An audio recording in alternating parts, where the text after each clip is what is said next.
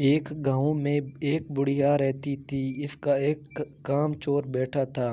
شیخی بگاڑنے میں بہت ماہر تھا۔ اس کو شیخ چلی کے نام سے پکارا جاتا تھا۔ بڑھیا محنت مزدوری کر کے اپنا اور اپنے بیٹے کا پیٹ بھرتی تھی۔ ایک دن بڑھیا بیمار ہو گئی۔ گھر میں کھانے کو کچھ نہیں تھا۔ رات کو ماں بیوی دونوں نے فاقہ کیا۔ اگلے دن ماں نے کہا، اب تم کچھ کام کرو، جنگل سے لکڑیاں ہی لا کر بیچ دیا کرو تاکہ گزار اوقات ہو سکے۔ شیخ چلی نے جنگل کی راہ لی۔ جو درخت اس کے سامنے آتا وہ اس سے پوچھتا، میں تجھے کاٹ لوں یا نہیں؟ کسی درخت نے بھی اس کا جواب نہ دیا۔ شام ہونے کو تھی۔ شیخ چلی گھر واپس آنے کا ارادہ کر ہی رہا تھا کہ ایک درخت نظر آیا۔ اس نے اس کے پاس جا کر پوچھا، میں تجھے کاٹ لوں؟ درخت بولا، ہاں کاٹ لے، مگر ایک نصیحت کرتا ہوں، میری لکڑی سے پلنگ بنانا اور بادشاہ کے دربار میں لے جانا۔ اگر بادشاہ اس کی قیمت پوچھے تو کہنا کہ پہلے 1-2 راتیں اس پر سوئے، مگر پھر اگر مناسب سمجھے تو خرید لے۔ شیخ چلی نے درخت کی ہدایت کے مطابق اس سے لکڑیاں کاٹ کر پلنگ تیار کیا اور بادشاہ کے دربار میں پہنچا۔ بادشاہ نے قیمت پوچھی تو شیخ چلی نے کہا، پہلے آپ اس کو 1-2 رات استعمال کریں، اگر اس میں کوئی خوبی پائیں تو انعام کے طور پر جو دل چاہے دے دیں۔ بادشاہ حیران ہوا اور شیخ چلی کے کہنے پر نوکروں کو حکم دیا کہ آج یہی پلنگ میرے کمرے میں بچھایا جائے۔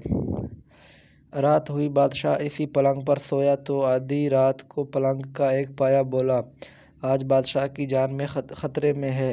دوسرے نے کہا، وہ کیسے؟ تیسرا بولا، بادشاہ کے جوتے میں کالا سانپ تھا۔ چوتھے نے کہا، بادشاہ کو چاہیے کہ صبح جوتے کو اچھی طرح جھاڑ کر پہنے۔ صبح واقعی ہی ایسا ہوا، بادشاہ کے جوتے میں سانپ تھا۔ جوتے جھاڑنے کی وجہ سے سانپ نکل کر بھاگ گیا۔ اس طرح بادشاہ کی جان محفوظ رہی۔ دوسری رات جب بادشاہ سویا تو پھر پائیوں نے باتیں شروع کی۔ ایک بولا کہ تم پلنگ کو سنبھالے رکھو، میں کچھ خبریں جمع کر لوں۔ تینوں پائیوں نے پلنگ کو تھامے رکھا۔ چوتھا واپس آیا تو اس نے خبر سنائی کہ بادشاہ کا وزیر سازش کر کے بادشاہ کو ختم کرنے کے بارے میں سوچ رہا ہے۔ پھر دوسرا پایا گیا اور خبر لایا کہ بادشاہ کی بیوی وزیر سے مل کر بادشاہ کو زہر دینا چاہتی ہے۔